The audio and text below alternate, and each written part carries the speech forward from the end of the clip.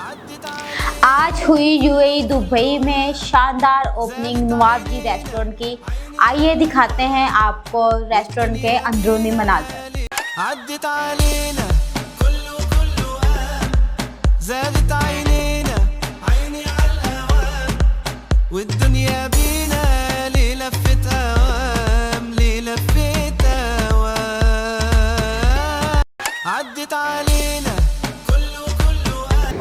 अस्सलाम वालेकुम नाज़रीन, आप देख रहे हैं पाक न्यूज़ दुबई से और मैं हूं आपकी होस्ट निदराना। जैसा कि आपको पता है कि यहाँ नवाब जी की ओपनिंग हो रही है, बहुत यहाँ पे लोगों की भीड़ लगी हुई है। हमारे साथ मौजूद है एक पाकिस्तानी, इनसे पूछते हैं कि यहाँ पे इनको कौन सा खाना बहुत ही पसंद है। अस्सलाम वालेकुम। वालेकुम सलाम।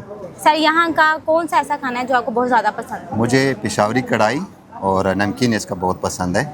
और दूसरी बात, यहाँ का जो एनवायरनमेंट है, एक पाकिस्तानी माहौल बनता है तो बहुत अच्छा लगता है।